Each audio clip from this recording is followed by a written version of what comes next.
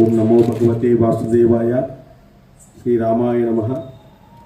మరి కార్తీక మాసంలో చేసేటువంటి ఏ దానమైనా, ఏ పూజ అయినా, ఏ భజన సత్సంగమైనప్పటికీ కూడా భగవంతుణ్ణి మెప్పిస్తుంది అని చెప్పేసి సర్వశాస్త్రాలు కూడా మనకి ఈరోజు చెప్పడం అనేటువంటి జరుగుతుంది.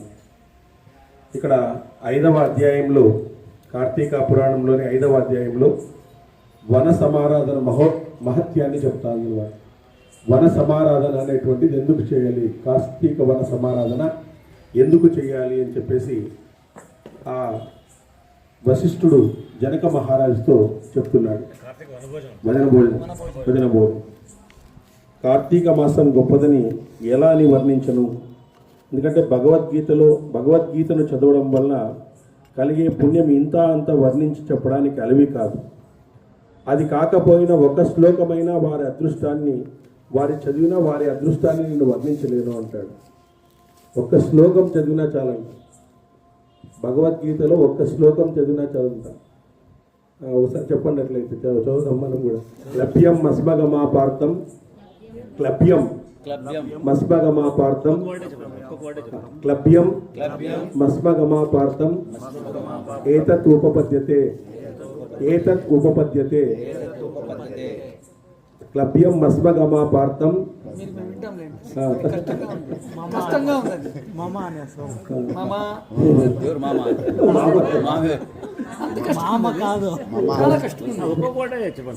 క్లభ్యం మస్మగమాపార్థం అది చెప్దాంలే. అనన్యా చింతయంతో ఏ జనా పర్యుపాసతే తేషాం నిత్యాభియుక్తానాం యోగక్షేమం వహామ్యహం. అట్లయితే మనకు అదృష్టం వచ్చినట్లే. ఈ విధంగా గీతను చదివిన వారు శ్రీమన్నారాయణ కృపకు పాత్రులై తరిస్తారని ఎంత మాత్రము సందేహము లేదు. కానీ ఈ మాసంలో వన భోజనానికి అత్యంత ప్రాధాన్యం ఉన్నది. ఎందుకంటే నైమిత్తిక కర్మల్లో కానీ, భోజన కాలంలో కానీ భ్రష్టులు, శూద్రులు, సూతకం కలవారిని చూడడం, మాట్లాడడం, తాకడం వలన సమస్త దోషాలు పోతాయి. చూడండి, భ్రష్టులు, శూద్రులు, సూతకం కలిగిన వారు చూడడము, మాట్లాడడము, తాకడం వలన సమస్త దోషాలు పోతాయి. అట్లాంటి వాళ్ళని చూస్తే మనం ఆ రోజు చెట్ల తీగలు, మొక్కలు గల వనంలో ఉసిరికాయ చెట్టు కింద సాలగ్రామాన్ని పెట్టి విష్ణువుని ప్రార్థించి శాస్త్రోక్తంగా దక్షిణ తాంబూలాలను ఇచ్చి పూర్ణ కుంభాన్ని నివేదన చేసి బంధుమిత్ర సమేతంగా, స్నేహితుల సమేతంగా వనభోజనం చేసినటువంటి వారికి సమస్త పాపాల నుంచి విముక్తి చెందుతారు, దివ్యత్వాన్ని పొందుతారు అని చెప్పి మనకు చెప్పడం జరిగింది. ఇందుకు ఒక ఉదాహరణ చెప్పడం జరిగింది. ఒకసారి దేవశర్మ అనేటువంటి ఒక బ్రాహ్మణుడు ఉండేవాడు అనమాట. అతను చాలా సజాతార సంపన్నుడు. కానీ అతనుకి ఒక కొడుకు పుట్టాడు. ఆ కొడుకుని సన్మార్గంలో పయనింప చేయాలని ఎన్నో ప్రయత్నాలు చేసినాడు. కానీ ఆ కొడుకు ఎప్పుడూ కూడా తండ్రి చేసేటువంటి పనులను కూడా విమర్శిస్తుండేటువంటి వాడు, అందరితోనూ విమర్శించేటువంటి వాడు. ఎలా విమర్శించేవాడంటే, పూజ చేస్తే ఏమొస్తుంది, మా ఇంటికి వస్తే ఏమొస్తుంది, భోజనాలు పెడితే ఏమొస్తుంది, ఇట్లా నాస్తికత్వం అన్నమాట. ఆ విధంగా నాయనా నువ్వు నన్ను ఏమైనా పర్వాలేదు కానీ 10 మందిలో మంచి పేరు తెచ్చుకునేటువంటి ఇది చేయవయ్యా అని చెప్పేసి తండ్రి బతిమాలుతుండేటువంటి వాడు. ఈ మాసంలో చేసేటువంటి స్నాన సంధ్యలు, దీపారాధనలు, సమారాధనలు, సంతర్పణలు సమస్త ప్రాణాలను పారదోలుతాయి, ఉత్తమ గతులను ఇస్తాయి. కనీసం ఈ నెల రోజులైనా కూడా మంచిగా ఉండు అని కోరుకునేటువంటి వాడు తండ్రి అన్నమాట. అప్పుడు నాన్న నువ్వు ఎంతటి అమాయకుడివి, కొన్ని నెలలు మంచివి, కొన్ని నెలలు చెడ్డ ఉంటాయా? ఇట్లా చూడండి, కొన్ని నెలలు మంచివి, కొన్ని నెలలు చెడ్డ ఉంటాయా? గుళ్ళో దీపాలు వెలిగిస్తే పుణ్యం వస్తుందా? కానీ అవే దీపాలు ఇంట్లో వెలిగిస్తే వెలుతురు వస్తుంది కదా. అవే దీపాలు ఇంట్లో వెలిగిస్తే కూడా వెలుతురు వస్తుంది కదా. గుళ్ళోనే వెలిగించాలా? చూడండి, ఇంటి నిండా అయిన వాళ్ళని కాని వాళ్ళని అందరినీ పిలిచేసి వడ్డిస్తే ఎట్లా నువ్వు? అయిన వాళ్ళని కాని వాళ్ళందరినీ పిలిపించుకొని ఇట్లా వడ్డిస్తే ఎట్లా? వాళ్ళు తృప్తి పడతారా? వాళ్ళకి ఏమన్నా మనకు విధేయత చూపిస్తారా? మన పట్ల మంచి మనసుతో ఉంటారా అని దుర్భాషలాడేటువంటి వాడంట. కుమారుడు మాటలు విన్నటువంటి ఆయనకి కోపం వచ్చేసింది, ఇంకా విపరీతమైన కోపం వచ్చేసి, ఓరి మూర్ఖుడా, నేను చెప్పే మాటలు వినడం ఆచరించడం లేకపోగా పైగా ఎగతాళి చేస్తున్నావు. నువ్వు ఇకపై మానవుడిగా ఉండడానికి పనికిరావు. మూషికమై చెట్టు త్వరలో నివసించు అని శాపం ఇచ్చేసినాడు కొడుకు. ఎలుకగా నివసించు. అప్పుడు తండ్రి శాపవాక్కులు విని భయపడి పాదాల మీద పడిపోయినాడంట కుమారుడు. అంటే తండ్రి యొక్క సాధు సంగత్వం తెలియలేకుండా పోయింది వాడు. ఇమ్మీడియట్గా మారిపోయినాడు. అంత నిష్ఠాగరిష్ఠుడు ఆయన. శివ పూజలో అంత నిష్ఠాగరిష్ఠుడు మూషికంగా మారిపోయినాడు. నాకు శాప విమోచనాన్ని అనుగ్రహించండి అని కాళ్ళ మీద పడినాడు. నువ్వు ఎప్పుడైతే కార్తీక మాస మహాత్యాన్ని వింటావో అప్పుడు నీకు శాప విమోచనం అవుతుంది, పో అని చెప్పేసినాడు. శాప విమోచనం విన్న వెంటనే దేవదత్తుడు ఎలుకగా మారి కావేరీ నదీ తీరంలో గజారణ్యంలో ఒక మర్రి చెట్టు త్వరలో నివసిస్తూ ఉండేటువంటి వాడు ఎలుకగా మారి. కొంతకాలానికి అక్కడ విశ్వామిత్ర మహర్షి శిష్యుల ద్వారా శిష్య సమావేశమని ఆ గజారణ్యంలో వనభోజనం జరుగుతుంటే విశ్వామిత్ర మహర్షి వచ్చినాడు. కార్తీక స్నానం చేసి చెట్టు కింద శ్రీమన్నారాయణ ఆరాధించి తన శిష్యులకు కార్తీక పురాణాన్ని వినిపిస్తున్నాడంట. ఆ సమయంలో చెట్టు త్వరలోనే ఉన్న ఎలుక బయటకు వచ్చి పూజా ద్రవ్యాల కోసం ఎదురు చూస్తుందంట. పూజా ద్రవ్యాలు ఏమన్నా ఉంటే ఎత్తుకోపోదామని చెప్పేసి ఇది బయటకు వచ్చిందనమాట.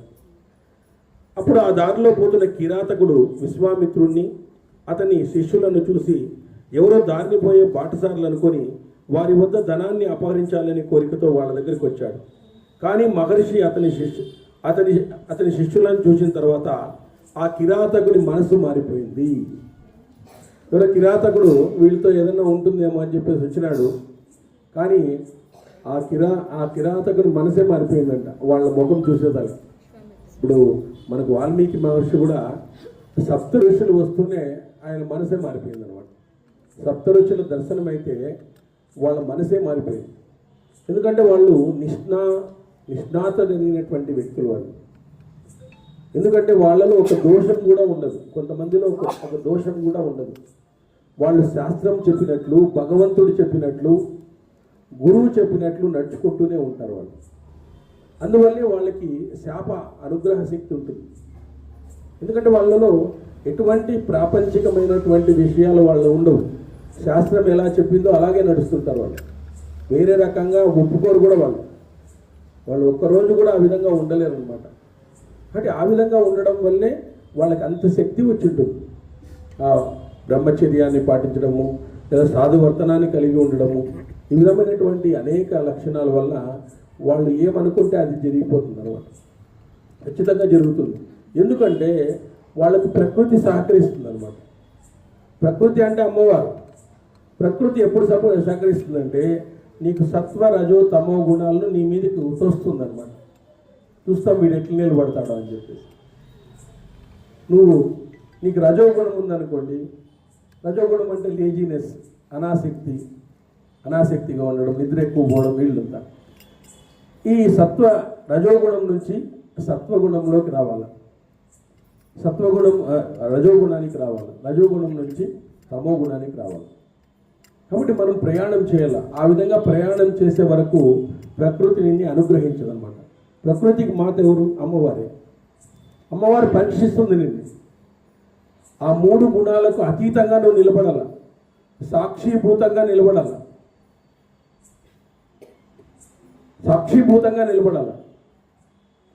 రమణ మహర్షికి ఒక కురుపు కడితే ఇదేదో కురుపు ఈ చెయ్యికి కాసిందప్ప అనేవాడు. నాకు కాసింది అనేవాడు కాదు, ఈ చెయ్యికి ఏదో కురుపు కాసిందప్ప అనేవాడు.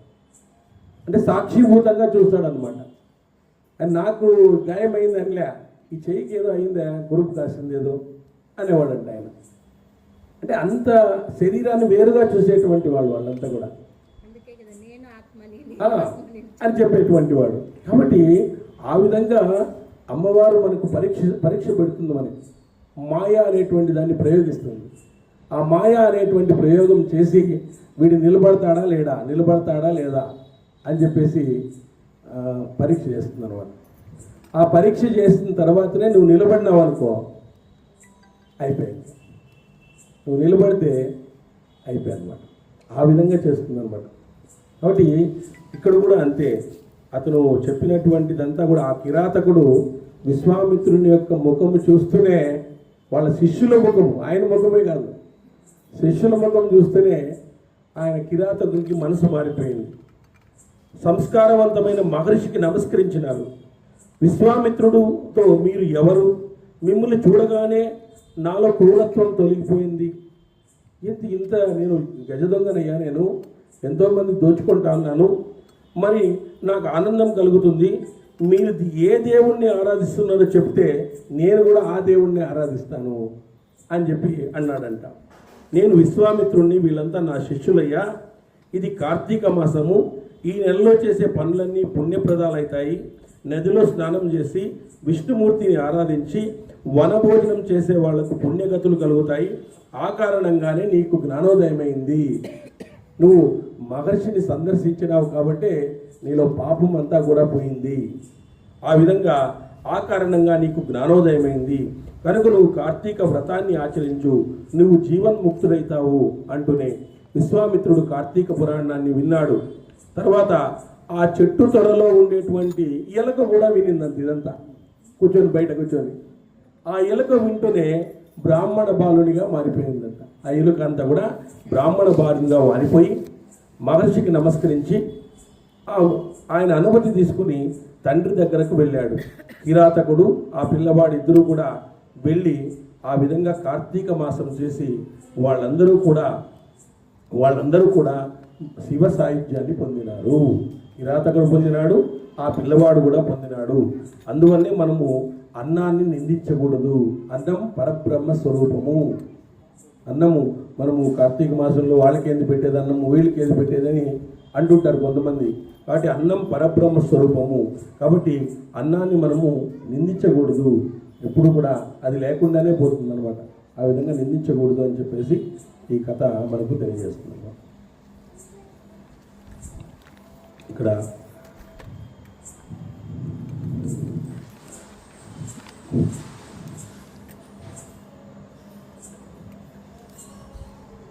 ఇక్కడ మనము నాగులలో అనేక మంది నాగులు, కొంతమంది ధర్మనిష్ట పరాయణులు, వాళ్ళందరూ కూడా అందరికీ మనము మృత్యువు విధించేది వద్దు.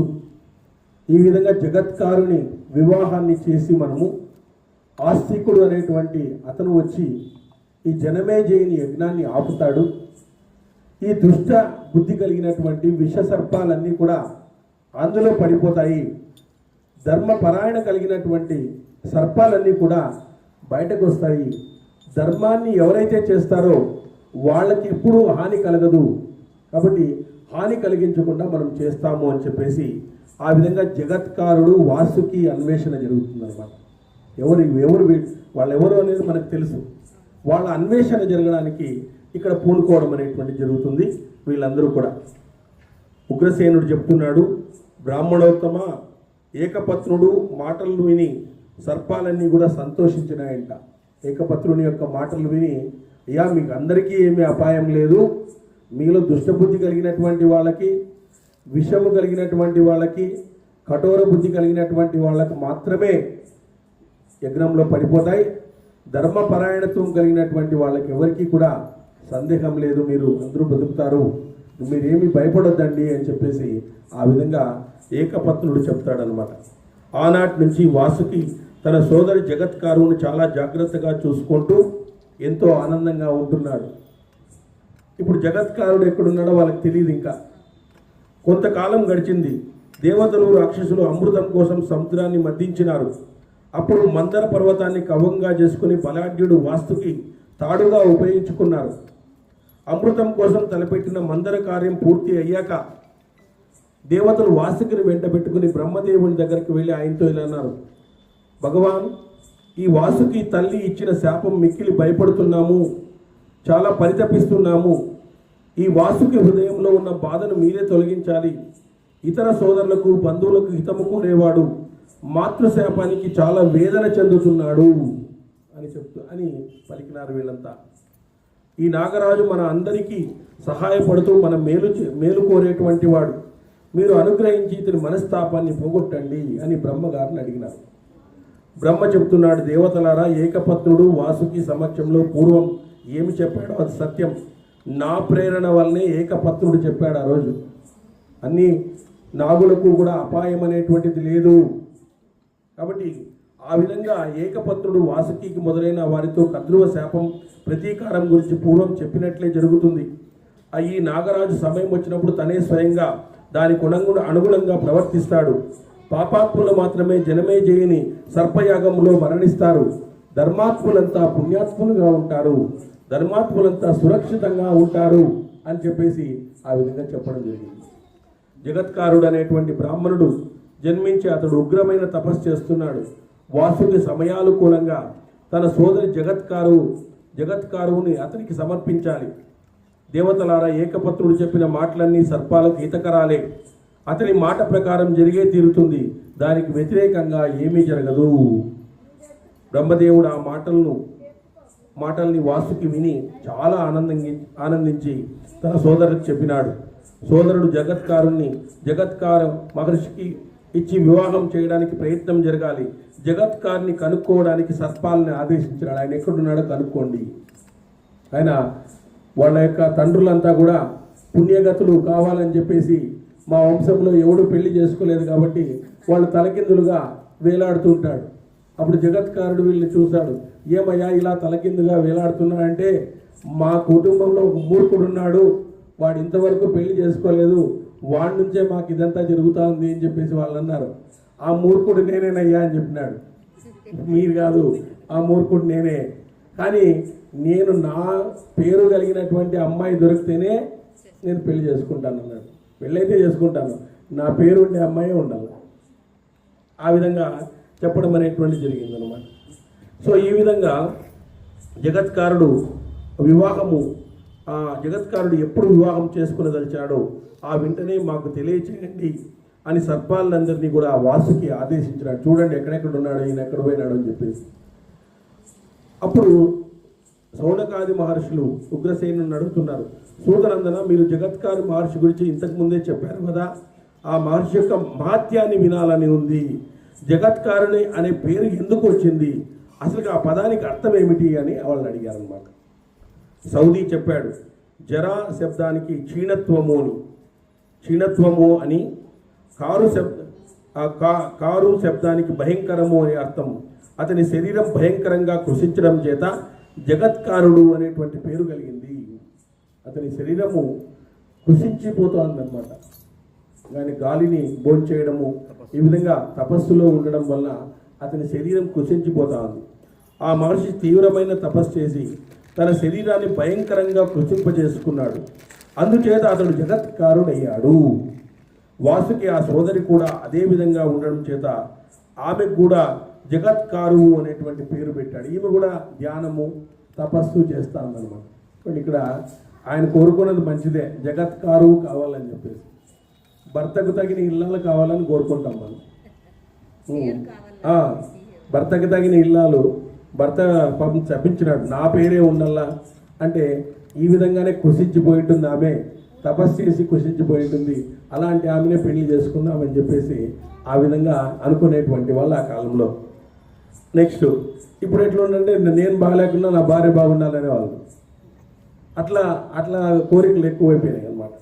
కాబట్టి ఉగ్రసేనుడు ఈ విధంగా చెబుతున్నాడు, మీరు చెప్పింది ఉచితంగానే ఉన్నది. తర్వాత శౌనకుడు అడుగుతున్నాడు, పూర్వం మీరు జగత్కారుని వృత్తాంతం చెప్పారు కదా, ఇప్పుడు అస్థికుని వృత్తాంతం గురించి వినాలని ఉంది. ఆ మాట విని ఉగ్రశవనుడు శౌనకాది మహర్షితో పురాణ కథన ఆధారంగా చేసుకుని అస్థికుని గురించి చెప్తున్నాడు. ఉగ్రసేవుడు చెప్తున్నాడు, చిత్తముతో వాసుకి సర్పాలన్నిటికీ జగత్కారు మునికి సోదరికి జగత్కారునిచ్చి వివాహం చేయాలి, వెదకమని చెప్పారు కదా అన్నారు. చాలా కాలం తర్వాత కూడా బుద్ధివంతుడైన జగత్కారుని కేవలం తపస్సు చేయడంలోనే నిమగ్నమై ఉన్నాడు. వివాహం చేసుకోవాలనే కోరిక లేదు. అతడు ఊర్ధ్వరేతస్కుడైనటువంటి బ్రహ్మచారి. తపస్సులోని నిరంతరం లగ్నమయ్యేవాడు. నిత్యము వేదాధ్యయనం చేస్తూ నియమబద్ధంగా జీవితాన్ని గడుపుతున్నాడు. అతనికి దేని గురించి భయపడేవాడు కాదు. అతడు దేశమంతా సంచారం చేశాడు. అతడు ఎప్పుడూ స్త్రీని అభిలషించలేదు. బ్రాహ్మణ ఆ తరువాత కొంతకాలానికి పరీక్షిత్తు అనేటువంటి కౌరవ వంశ మహారాజు రాజ్యానికి వచ్చాడు. ఆ యుద్ధంలో ధనుర్ధారుల అందరిలో శ్రేష్ఠుడైన అతన్ని ముత్తాత పాండురాజు వలె పరీక్షిత్తు కూడా వేట మీద ఆసక్తి కలిగినటువంటి వాడు. పాండురాజు వలె అతనికి కూడా పరీక్షిత్తుకు వేట ఆసక్తి ఉన్నది. ఆ రాజు అడవి పందులను, పులుల్ని, మహిషుల్ని, ఇతర జంతువులను వేటాడుతూ అడవి అంతా తిరిగాడు. ఒకరోజు మహారాజు కీకారణ్యంలో క్రూర మృగాన్ని బాణంతో కొట్టాడు. ఆ ప్రాణాలతో పారిపోతుండగా దాని వెనుక ధనస్సుతో ఇతను అనుసరించినాడు. అప్పుడు పూర్వము పరమశివుడు యజ్ఞమృగాన్ని కొట్టి వేటాడినట్లుగా పరీక్షిత్తు ఆ మృగం వెంట ధనుర్ధారి అయి వెళ్తున్నాడు. నిజానికి అతనిచే కొట్టబడిన మృగము అడవిలో ప్రాణాలతో మిగులుదు. కానీ ఆనాడు పరీక్షిత్తు కొట్టిన మృగము ప్రాణాలతో మిగిలి చాలా దూరం కొనిపోయింది. రాజు ఆ మృగం వెంట పడ్డాడు. అంటే అంత వేట అంత బాగా చేసేవాడు అనమాట పరీక్షిత్తు మహారాజు. కానీ చనిపోలేదు. అది పరిగెత్తిపోతానే ఉంది. ఈయన కూడా దాని వెంట పరిగెత్తిపోతున్నాడు. వేటాడుతూ ఆ రాజు అలసిపోయాడు. దప్పికతో బాధపడుతున్నాడు. అలా వెళుతూ వనంలో ఒక మహర్షిని చూశాడు.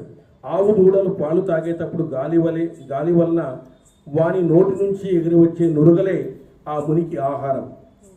ఆయన ఎట్లాంటి అంటే ఆవు దూడలు పాలు తాగేటప్పుడు గాలి వలన వాని నోటి నుంచి ఎగిరి వచ్చే నురగలే మునికి ఆహారం అంట. అట్లాంటి మహర్షిని చూశాడు ఆయన. ఆవులు సంచరించే ప్రదేశంలో తపస్సు చేస్తున్నాడు.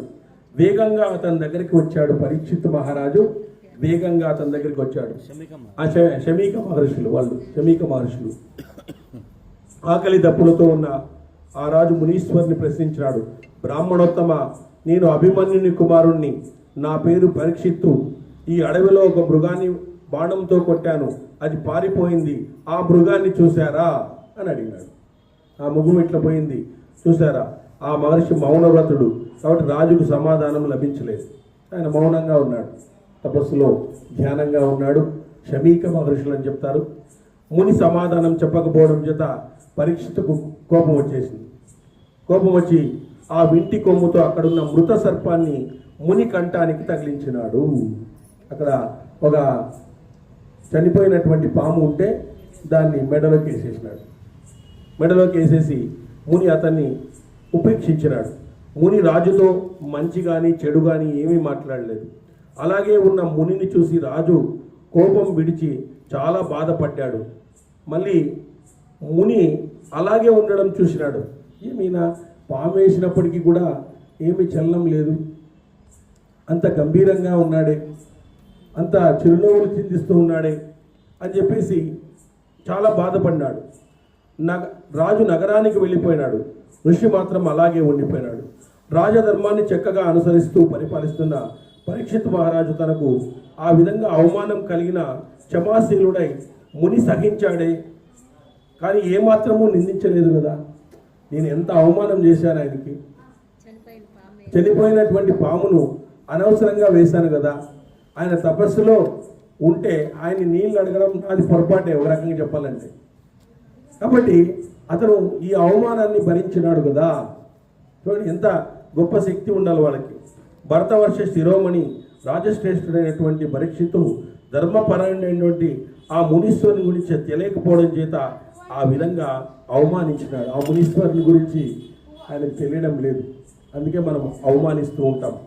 ఆ మునీశ్వరునికి శృంగి అనేటువంటి కుమారుడు ఉన్నాడు అనమాట. శృంగి అతడు యువకుడు, తపస్వి కూడా, తేజ సంపన్నుడు.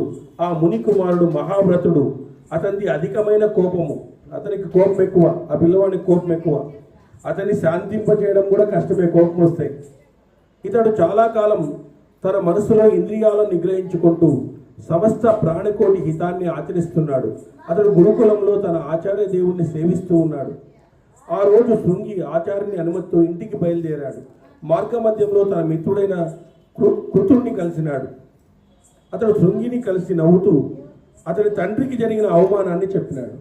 ఈ మిత్రుడు చూసినాడు వాటి అవమానాన్ని అంతా కూడా. అయ్యో మీ నాన్నకి ఆ విధంగా అవమానం జరిగింది, నువ్వు చూడలేదా? మీ నాన్న గొంతు దీంట్లో పాము వేసేసినారు మెడ మీద అని చెప్పినాడు. ఆ సంగతి విన్నటువంటి శృంగి కోపోద్రీకుడైపోయి శృంగి, నువ్వు మహాతపస్వి, తేజోవంతుడవి, నీ తండ్రి భుజంపై మృత సర్పం వేలాడుతున్నది, ఇంకా నీ తపో గర్వం ఎందుకు? ఇంకా నీకు ఎందుకయ్యా ఇంత తపో గర్వము అని చెప్పేసి అంటున్నాడు అన్నమాట.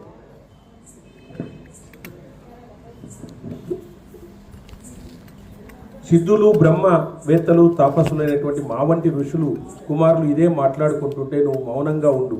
నీ పౌరుషం అభిమానం ఎక్కడా? నీ గర్వపూరితమైన మాటలు ఎక్కడా? నీ తండ్రి మెడలో ఉన్న మృతదేహాన్ని చూసి కూడా నువ్వు మున్నకున్నావు కదయ్యా అని రెచ్చగొట్టినారు. ముని జన శిరోమణి శృంగి, నీ తండ్రి ఎటువంటి అకృత్యాన్ని చేయలేదు, నువ్వు ఎటువంటి అనుచితమైన పని చేయరాదు. నా తండ్రికి అవమానం జరిగితే నేను ఎంతగా బాధపడతానో అదేవిధంగా నీ తండ్రికి జరిగిన అవమానానికి నేను కూడా విచారిస్తున్నాను అని మిత్రుడు అంటున్నాడు అన్నమాట. అసలు నా తండ్రికి జరిగితే నేను ఎంతో బాధపడతాను, అసలు నీ తండ్రికి జరిగితే నాకు బాధ కలుగుతాను, అసలుకి నీకెందుకు బాధ కలగడం లేదు అని అడుగుతున్నాడు అన్నమాట. అప్పుడు శౌనక మునీంద్ర కృతిని మాటల్లో మహా తేజస్వైన శృంగికి కోపం అధికమైపోయింది. ఇట్లా రెచ్చగొట్టేసరికి అతని కోపం అధికమైపోయింది. తన తండ్రి కంఠంలో మృత సర్పాన్ని రాజు వేశాడని విని కోపంతో పరితపించినాడు. శృంగి కృష్ణుణ్ణి చూసి సూటిగా, నా తండ్రి కంఠంలో మృత సర్పాన్ని ఎందుకు ధరిస్తున్నాడు అని అడిగాడు. అప్పుడు పరీక్షిత్ మహారాజు వేట కోసం వచ్చాడు. అతడు నీ తండ్రి కంఠంలో మృత సర్పాన్ని వేసినాడు అంటే ఆయన ఏమైనా ధరించినాడేమో అనుకున్నాడు ఈ పిల్లోడు. కాదయ్యా, పరీక్షిత్ మహారాజు వచ్చినాడు, అతనికి ఏదో నీళ్లు కావాలని అడిగితే ఇలేదని చెప్పేసి ఆ విధంగా మృతదేహాన్ని వేశాడు, పాము యొక్క మృతదేహాన్ని వేశాడు. అప్పుడు శృంగి కృతంతో ఇలా అన్నాడు, ఆ విషయాన్ని జరిగినట్లు చెప్పు. నా తండ్రి ఆ దుర్మార్గునికి ఏ అపరాధం చేశాడు చెప్పు, నా తపోబలం ఎంతటిదో చూడు అంటాడు. చెప్పు, ఒకవేళ మా తండ్రి ఏమైనా ఆయనకు అవమానం చేశాడా చెప్పు, కరెక్ట్గా చెప్పును అక్కడ ఏం జరిగిందో. అప్పుడు కృష్ణుడు శృంగితో అన్నాడు, అభిమన్యుని కుమారుడైన పరీక్షిత్ మహారాజు ఒంటరిగా వేట నిమిత్తం అడవికి వచ్చాడు. వేగంగా పరిగెడుతున్న ఒక క్రూర మృగాన్ని ప్రాణంతో కొట్టాడు. అయితే ఆ మృగం విశాల వనంలో ఎటు వెళ్ళిందో చూడలేకుండా పోయాడు. ఇంతలో మౌనదారి అయినటువంటి మీ తండ్రిని చూసి ఆ మృగం ఎటు వెళ్ళిందో తెలుసుకోవాలని పరీక్షిత్ మహారాజు మీ తండ్రిని అడిగాడు. వేటలో అలసిపోయినటువంటి ఆకలి దెబ్బలతో ఉన్నటువంటి పరీక్షితు మీ తండ్రి మృగం గురించి అడిగితే సమాధానం చెప్పకుండా మౌన వ్రతాన్ని పాటించినాడు. తన సమాధానం చెప్పకపోవడం చేత రాజు తన వింటి కొరతో అక్కడ చచ్చి పడి ఉన్నటువంటి సర్పాన్ని మీ తండ్రి మెడలో వేశాడు అని చెప్పేశాడు. శృంగి నియమంగా మౌన వ్రతాన్ని పాటిస్తున్న మీ తండ్రి ఏమి చెల్లించకుండా ప్రశాంతంగా తన ధ్యాన సమాధిలో ఉన్నాడు. పరీక్షిత్తు తన హస్తినాపురానికి వెళ్ళిపోయాడు. ఇది జరిగిన కథ అని చెప్పినాడు. అప్పుడు తన తండ్రి మెడలో పరీక్షిత్తు సర్ప శవాన్ని వేశాడని విన్నటువంటి శృంగి మిక్కిలి కోపంతో కళ్ళు ఎర్రబడ్డాయి. క్రోధావేశానికి పూర్తిగా లొంగిపోయిన తేజవంతుడైనటువంటి ఆ శృంగి నీటిని చేతబట్టి కోపంతో పరీక్షిత్తుని శపించాడు.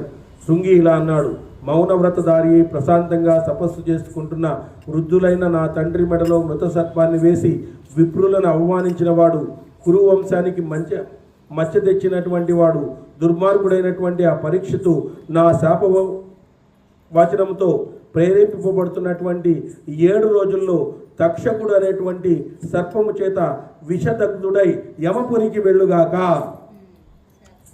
అని శాపం ఇచ్చేశాడు. 7 రోజుల్లో తక్షకుడు అనేటువంటి వాడు ఇతన్ని కాటేస్తాడు, యమపురికే తీసుకుని పోతాడు.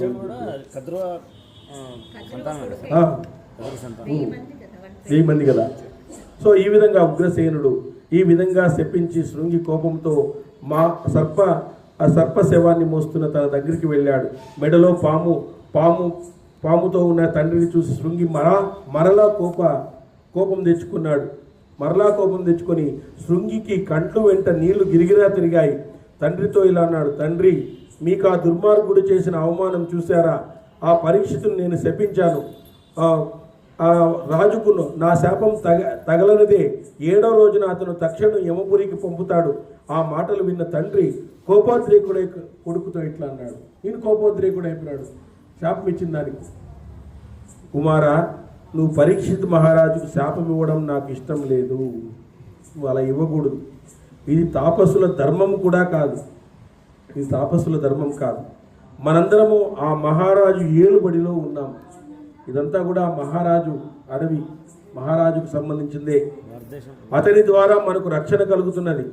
కాబట్టి అటువంటి ధర్మ ప్రభువు శాపం ఇవ్వడం నాకు సంతోషం కలిగించదు. పుత్ర, ఇది క్షమింపదగిందే. ధర్మాన్ని చంపివేస్తే అది మనల్ని చంపుతుంది. అంటే రాజు ధర్మపరుడు, మనం రాజును చంపివేస్తే మనం ధర్మాన్ని చంపినట్లే. ధర్మంగా ఉండే వాళ్ళని మనము ఒక మాట అన్నప్పటికీ కూడా అది మనకి రియాక్షన్ ఉంటుంది, వాళ్ళకి రియాక్షన్ ఉండదు. ధర్మంగా ఉండేటువంటి వాళ్ళు ఉంటారు, ఎంతోమంది అమాయకులు ఉంటారు, వాళ్ళని మోసం చేస్తుంటారు. చాలామంది మంచి మాటలు, మాయ మాటలని చెప్పి మోసం చేస్తుంటారు. అయినా వాళ్ళు నిజమని నమ్ముతా అంటారు. ఎంతో అమాయకంగా నిజమని నమ్ముతా అంటారు. అయినప్పటికీ కూడా వాళ్ళ శాపాలన్నీ తగులుతాయి. వీళ్ళు అనుకుంటాం మనం, నువ్వు నిజాయితీగా ఉండాల. ఎందుకంటే మహాభారతము ధర్మశాస్త్రము, మహాభారతము ఆధ్యాత్మిక శాస్త్రము, మహాభారతము నీతి శాస్త్రము, మహాభారతము లక్షణ శాస్త్రము, మహాభారతం మహాకావ్యము. ఇన్ని రకాలు కంప్లీట్. రామాంజీ లాంటి వాళ్ళకైతే మహాకావ్యమైన అక్కడ ఎక్కడెక్కడ ఎట్లా వర్ణిస్తాడని చూస్తుంటాడు. అట్లా లక్షణ శాస్త్రం కూడా అది. ఇక్కడ ఛందస్సు, కొంతమంది తెలుగు పండితులు ఉంటాడు, ఇక్కడ నజభజ చచరాయాల, ఇక్కడ అదే ఎలా అంటుంటారు. యాదిస్తారో తెలియదు మనకు అయ్యలేదు. అవన్నీ చంపకమాల, ఉత్పలమాల ఇవన్నీ వేయాలని అంటారు. ఈ పద్యం తప్పుంది, ఇక్కడ తప్పుంది అంటారు. వాళ్ళు ఐడెంటిఫై చేస్తారనమాట. అట్లా లక్షణ శాస్త్రం కూడా ఉంది. ఇది నీతి శాస్త్రం కూడా నీతి చెప్తుంది, మనకు నీతి చెప్తుంది. ధర్మ సంఘర్షణ ఉన్నప్పుడు ఎట్లా ప్రవర్తించాలి అని చెప్తుంది. అందుకే ఇది విస్తారమైనటువంటి గ్రంథం అనమాట. 1700 శ్లోకాలు ఇందులో ఉండేది. రామాయణంలోనే కొన్ని ధర్మ సూక్ష్మాలు ఉన్నాయి, దీంట్లో మొత్తం ధర్మ సూక్ష్మాలే. దీంట్లో మనకి అనుమానాలే ఎక్కువ ఉంటాయి. ఆ అనుమానాలన్నీ కూడా నివృత్తి చేస్తుంది మనకి. ఆధ్యాత్మికతకు కంప్లీట్ ఒక గ్రంథం అంటే ఇదే. అవన్నీ కావ్యాలు, వర్ణన కూడా ఉంటుంది వాళ్ళలో, కానీ యథార్థంగా జరిగినటువంటి కావ్యం అన్నమాట ఇది. యథార్థంగా రాసినటువంటి కావ్యము. అందులో వాళ్ళలో ఏ ఆలోచనతో ఉన్నారు అనేటువంటిది కూడా ఇందులో రాశారు. కాబట్టి అట్లా చూడయ్యా, ధర్మాన్ని చంపితే మనం కూడా చనిపోయినట్లే. ధర్మ ప్రభువుకు శాపం ఇవ్వడం, పుత్ర ఇది ధర్మాన్ని చంపివేస్తే మనల్ని చంపుతుంది. ఆ రాజు మనల్ని రక్షించకపోతే మనం ఉండేవాళ్ళమా ఈరోజు? మనం అందరినీ తరిమేసింటే ఆయన మనం ఉండేవాళ్ళమా ఈరోజు? ఎవరు తపస్సు చేసేదానికి వీల్లేదంటే వెళ్ళిపోతుందే మనం. మరి కుమార, రాజు లేకపోతే మన ధర్మాన్ని చక్కగా ఆచరించలేము. ఎందుకంటే రాజు లేకపోతే ఏమవుతుంది? రాజ్యం అంతా కూడా భ్రష్టపడుతుంది. రాజు ఉంటే అధర్మ పరులందరినీ కూడా శిక్షిస్తాడు ఆయన. అప్పుడు ధర్మాన్ని మనం నిలబెట్టుకోవచ్చు. వనరుల సేకరణ అనేది కలినే కట్టడి చేసినటువంటి ఆయన. కలినే 5 ప్రాంతాలలో ఉండాలి, నువ్వు మిగతా ప్రాంతాలకు రాకూడదు అని చెప్పినట్టు అలా కట్టడి చేసినటువంటి ఆయన. సో కాబట్టి ఈ విధంగా ధర్మబద్ధంగా పరిపాలిస్తున్న రాజు ద్వారా మనం సురక్షితంగా ఉండడమే కాకుండా మళ్ళీ ఎక్కువ ధర్మాన్ని కూడా మనం ఆచరిస్తున్నాం. అందుచేత మనం చేసే పుణ్యకర్మలన్నిటికీ కూడా రాజు కూడా భాగస్వామ్యం ఉంది. నేను చేసే తపస్సులో 1/6 వంతు పుణ్యం ఆయనకు కూడా పోతుందన్నమాట. చూడండి, రాజుకు అట్లాంటి క్వాలిటీ ఉండాలి. కొంతమంది చాలా రోజులు ఎందుకు పరిపాలిస్తున్నారు అంటే ఈ పుణ్యం అంతా వాళ్ళకే పోతుందన్నమాట. 1/6% పుణ్యం అనేటువంటిది పోతుంది. కాబట్టి ఆ కారణంగా పరీక్షతో అపరాధం చేసినా అతన్ని క్షమించాల్సిందే. రాజు అయినా అపరాధం చేస్తాడు, ఏమో మరి చేశాడు. పరీక్షితు అతని ముత్తాత గారైనటువంటి పాండురాజులాగా మనకు రక్షకుడుగా ఉన్నాడు. పాండురాజులాగా నాయన ఈ విధంగా ప్రభువును కూడా రక్షింపబడాలి. ఆ పరీక్షితు ఆకలి బాధతో దాహంతో అలసిపోయి ఇక్కడికి వచ్చాడు. నేను మౌనవ్రతాన్ని పాటిస్తున్నానని అతనికి తెలియదు. ఆ కారణంగా మృత సర్పాన్ని వేసి ఉంటాడు. అంతేగాని నేను మౌనవ్రతాన్ని పాటిస్తున్నా ఆ విషయం ఆయనకు తెలుసు కదా. కాబట్టి దేశంలో రాజు లేకపోతే అనేక దోషాలు కలుగుతాయి. చోర భయం లాంటిది ఉండవచ్చు. అధర్మంగా ప్రవర్తిస్తూ హద్దుమీరి ప్రవర్తించే వాళ్ళని రాజు దండిస్తారు. శిక్ష వల్ల భయం కలుగుతుంది. భయం వల్ల తాత్కాలికమైన శాంతి కలుగుతుంది. చోరాది భయంతో ఉన్నవాడు ధర్మాన్ని ఏమాత్రము ఆచరింపలేడు. ఉద్రిక్తంగా ఉన్న మానవుడు యజ్ఞ కర్మలను శాస్త్రీయ కర్మలను కానీ చేయలేడు. భయంగా ఉందనుకోండి దేశమంతా కూడా, అప్పుడు ఎవరు కూడా ధర్మాన్ని ఆచరించలేరు. ఏ కర్మను చేయలేరు. వాళ్ళు యజ్ఞాలు ఎవరు చేయలేరు. ఎవరు వస్తారో ఏమవుతుందో అనేటువంటి భయంతో ఉంటారు అందరూ కూడా. అలాంటిది లేకుండా మనకు చేశాడు కదా. నేను ఈరోజు ఆనందంగా తపస్సు చేసుకుంటున్నాను అంటే అతని యొక్క పుణ్యమే కదా. రాజు ధర్మాన్ని స్థాపిస్తే ధర్మం నుంచి స్వర్గలోకం ప్రాప్తిస్తుంది. రాజు రక్షణ వల్లనే బ్రాహ్మణులు యజ్ఞాలను సురక్షితంగా చేస్తారు. యజ్ఞాల వలన దేవతలు సంతోషిస్తారు. దేవతలు హవిస్సులు తీసుకుని అగ్నిదేవుడు హవిస్సులను దేవతలకు ఇస్తాడు. దేవతలు మనకు కావలసినటువంటి వానలు వర్షాలు కురిపిస్తాయి అని చెప్పేసి ఆ విధంగా రాజు యొక్క మహత్యాన్ని ఆ పరీక్షిత్ మహారాజ్ చెప్తున్నాడు. దేవతలు సంతోషిస్తే సకాలంలో పంటలకు అనుకూలంగా వర్షాలు కురుస్తాయి. వర్షాల వల్ల ఓషధులు లభిస్తాయి. ఓషధులు బాగా పెరిగితే మనుషులకు మేలు కలుగుతుంది. కాబట్టి రాజు ఈ సమస్తానికి మూలాధారం. వేదాధ్యయన పరుడైనటువంటి 10 మందితో ధర్మపరుడైన ఒక రాజు సమానము. చూడండి, ఎంతోమంది వేదాధ్యయనం చేసినటువంటి 10 మంది ఒక పక్క ఉంటే రాజు ఒక పక్క ఉండొచ్చు. ధర్మాత్ముడైనటువంటి రాజు, అధర్మం కాదు, ధర్మాత్ముడైనటువంటి రాజు సమానము అని మనువు చెప్పాడు. ఈ విషయాన్ని నేను కాదు, మనువు చెప్పినాడు. కాబట్టి నియమబద్ధమైనటువంటి ఆ పరీక్షతో అలసి దప్పులు సహించలేక, నా మౌన వ్రతాన్ని గురించి తెలియలేక ఆ విధంగా ప్రవర్తించి ఉంటాడనుకుంటాను. నువ్వు చిన్నతనంలో మూర్ఖంగా శాపమిచ్చి సాహసముతో పాపాన్ని చేశావు కుమార. రాజుకు ఇలా నా నుండి శాపం కలగడము ఏ విధంగానూ తగదు. నువ్వు చేసిన పని ముమ్మాటికి మంచిది కాదు అని చెప్తున్నాడు. శృంగి తండ్రితో అన్నాడు, నాన్నగారు, ఇది నేను చేసిన సాహసమే కావచ్చు, పాపకర్మమే కావచ్చు, ఇది మీకు ప్రియం కావచ్చు కాకపోవచ్చు, కానీ నేను చెప్పిన మాట ఎన్నటికీ అబద్ధం మాత్రం కాదు. నేను చెప్పిన మాట మాత్రము అబద్ధం కాదు. నాన్నగారు, నేను మీకు యథార్థం చెప్తున్నాను. నేను ఇచ్చిన శాపం వ్యర్థం కాదు. నేను పరిహాసానికి కూడా అబద్ధం చెప్పను. ఇక ఇటువంటి కష్టంలో శాపం విషయంలో ఎందుకు అబద్ధం ఆడాను అని అప్పుడు శమీకులు ఇలా అన్నారు, కుమారా, నీ కోప స్వభావం నాకు తెలుసు. నువ్వు సత్యవాదివి అని కూడా ఎరుగుదును. ఇంతవరకు నువ్వు ఎప్పుడూ అబద్ధాన్ని చెప్పలేదు. కాబట్టి నువ్వు ఇచ్చిన శాపం కూడా అబద్ధం కాదు. నువ్వు ఇచ్చిన అబద్ధం కాదు. శృంగేరి అయినప్పటికీ తండ్రి తన కుమారుని వయస్థితిని తెలుసుకున్నప్పటికీ అతని సత్కర్మల గురించి తప్పక ఉపదేశించాలి. అప్పుడే కుమారుడు గుణవంతుడు అవుతాడు, గొప్ప కీర్తిని పొందుతాడు. నువ్వు ఇంకా చిన్న బాలుడవే, కాబట్టి నీకు తప్పక నేను ఉపదేశించాలి. నువ్వు నిత్యము తపస్సు చేయడం ద్వారా దివ్యమైన శక్తిని పొందినావు. యోగం ద్వారా శక్తివంతమైన వారికి కోపం అధికంగా ఉంటుంది. నువ్వు బాలుడవు కాబట్టి నీకింకా ఎక్కువగా ఉంది.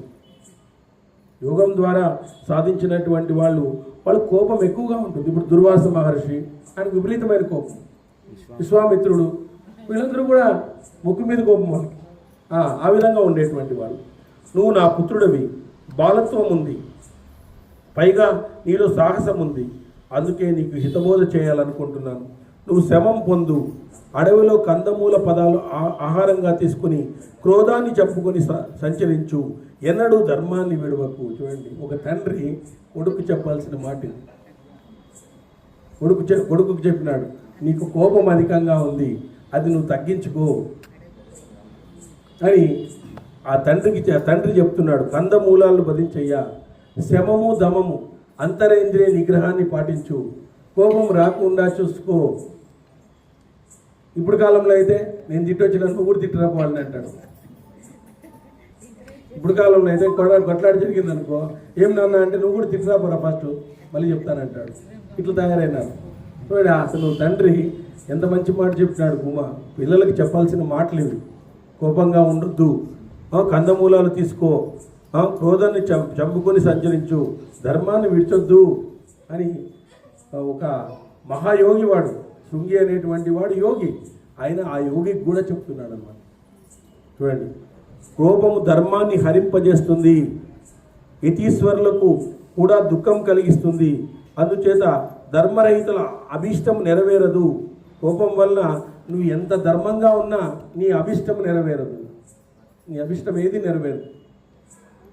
చూడండి, దుర్వాస మహర్షి కోపం వస్తే ఆయన అభిష్టం నెరవేరిందా?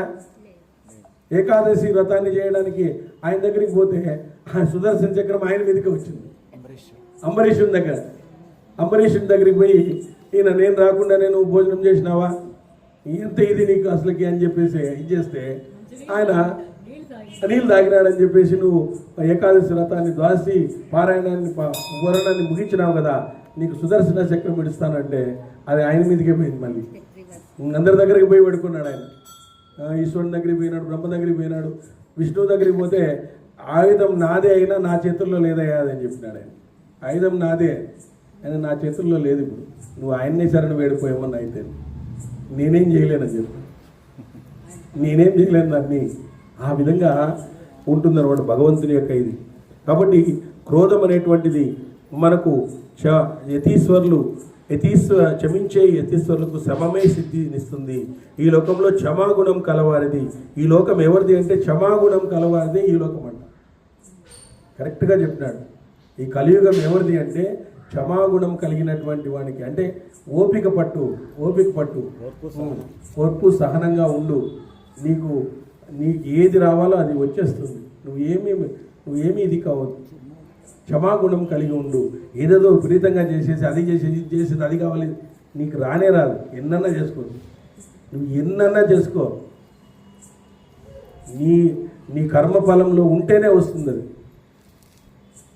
మనం ఏం చేయాలంటే భగవంతుని ఏం ప్రార్థించాలంటే చెడు కర్మల నుంచి మమ్మల్ని రక్షించు స్వామి అని చెప్పాల. మనము గత జన్మలో చేసినటువంటి 84 లక్షల జీవరాశుల్లో మనం మానవులుగా పుట్టినాం. 83,90,999 జన్మలు దాటి బయటకు వచ్చినాం. మనము ఈరోజు వచ్చిన వాళ్ళం కాదు, మనం ఇట్లా పరంపరగా వచ్చినటువంటి వాళ్ళం. మరి ఇన్ని జన్మలు దాటి వచ్చిన తర్వాత మానవుడు గత జన్మలో మనం చేసిన పుణ్యాల వల్లనే మానవ జన్మ వచ్చింది మనకి. నెంబర్ 1, ఇంకా పుణ్యాల వల్ల ఇట్లాంటి సత్సంగం అబ్బింది మనకి. ఇంకా పుణ్యాలు చేసిన వలన సత్సంగమే కాకుండా గ్రంథ పఠనం అబ్బింది మనకి. మరి ఇట్లా అబ్బడం అనేటువంటిది ఎన్నో పుణ్యాలు చేస్తే తప్ప రాదు. ఎన్నో ఇట్లాంటి కార్యక్రమము మనం ఎక్కడ పుట్టిన వాళ్ళు అందరూ కూడా, మనమేమో ఒక ఇంట్లో పుట్టిన వాళ్ళు కాదు, ఒక వీధిలో పుట్టిన వాళ్ళు కాదు, ఒక ఊర్లో పుట్టిన వాళ్ళు కూడా కాదు.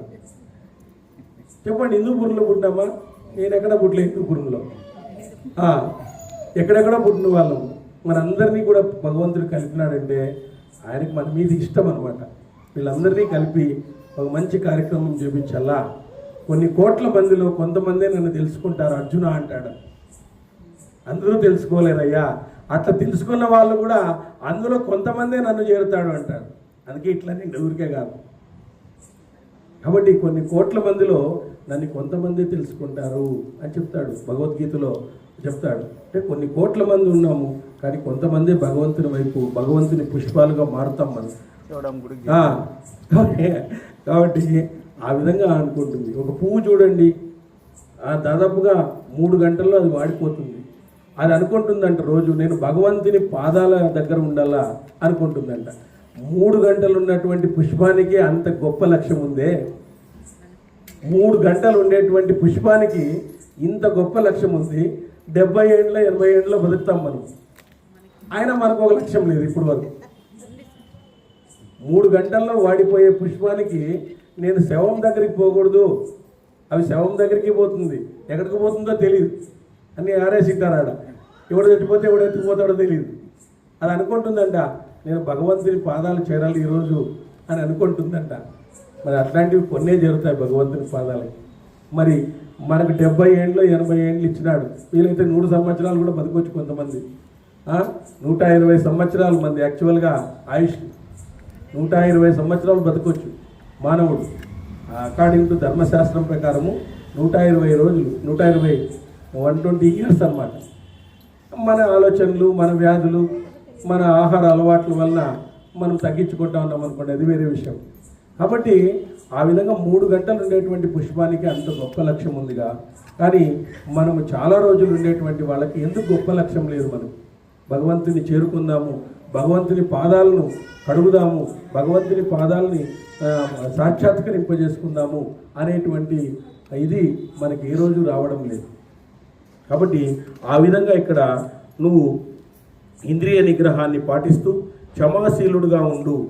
కానీ ఇది ఓర్పు గలవారిదే ఈ లోకమంతా, పరలోకం కూడా క్షమాగుణం కలవారికే లభిస్తుంది.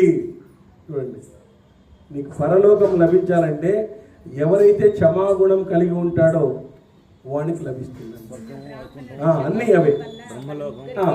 ఎందుకంటే క్షమాగుణం కలిగి ఉన్న వాళ్ళకి నచ్చుతుంది. ఇక్కడ చాలామంది దీన్ని కాంట్రాడిక్ట్ కూడా చేస్తారు. క్షమాగుణం అయితే ఎట్లా సార్ అంటే, ఆ క్షమాగుణం కలిగిన వానికి అందరూ మిత్రులు అవుతారు, మనకి శత్రువులు ఉండరు.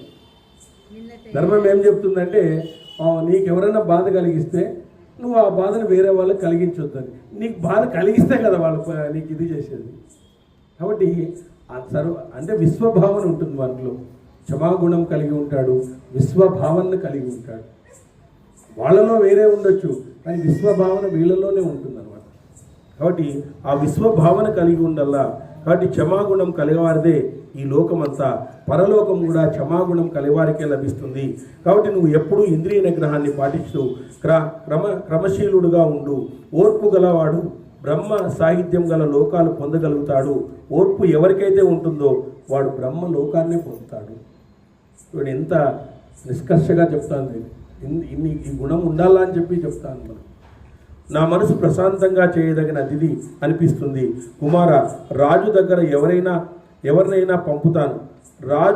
రాజా, నిన్ను నా తెలివి తక్కువ కొడుకు శపించాడు. నువ్వు నన్ను అవమానించావని కోపించి నా పుత్రుడిలా చేశాడు.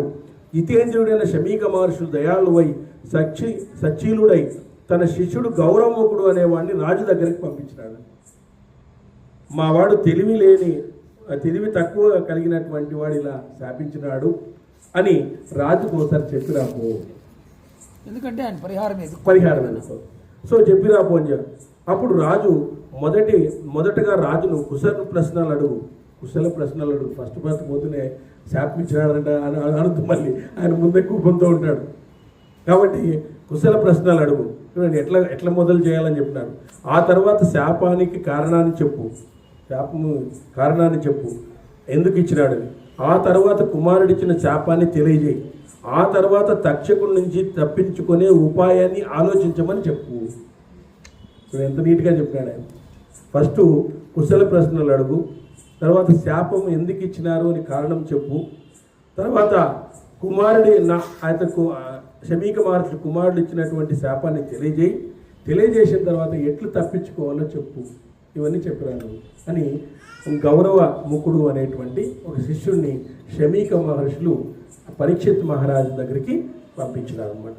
వెంటనే గౌరవముఖుడు అక్కడి నుంచి బయలుదేరి కురు వంశోద్ధారకుడైనటువంటి పరీక్షిత్ దగ్గరికి వెళ్ళి ద్వారపాలకుని ద్వారా తన రాకని తెలిసి రాజు అనుమతితో భవనంలోకి ప్రవేశించాడు.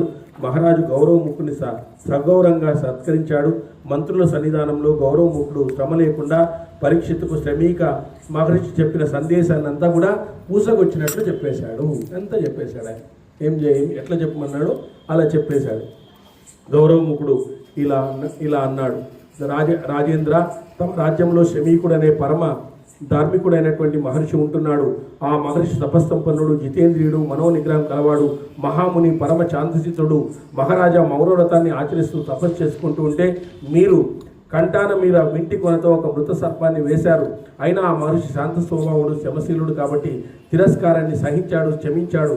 కానీ ఆయన కుమారుడు మాత్రం ఆ అవమానాన్ని సహించలేకుండా పోయాడు. ఆ కారణంగా ఋషికుమారుడు తన తండ్రికి తెలియకుండా నేటి నుంచి 7 రోజుల్లో తక్షకుని చేతిలో మరణం సంభవించాలి అని శాపమిచ్చాడు. ఈ పరిస్థితిలో నువ్వు తక్షకుని బారి నుంచి రక్షించుకోవాల్సిందిగా మా శమీక ఋషుల వాళ్ళు పదే నిన్ను కోరారు. ఆ శాపాన్ని మరలించడానికి ఏ విధంగానూ సాధ్యం కాదు. కోపావేశపరులైనటువంటి తన కుమారుడిని మహర్షి శాంతపరచలేకుండా పోయినాడు. మహారాజా, ఆ కారణం వల్ల శమీక మహర్షులు మీ మేలు కోరి నన్ను ఇక్కడికి పంపించారు అని ఆయన పూసపుచ్చినట్టుగా ఆ విధంగా తెలియజేశాడు. రేపు చెప్తాం.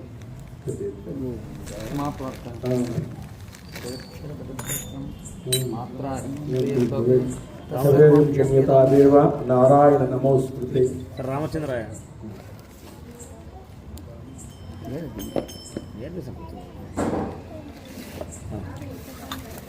వెంకటరమణ రమణ గోవింద.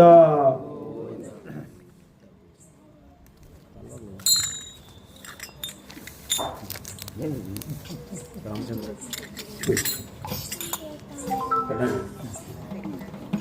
श्री रामचंद्र प्रभु महाराज की जय।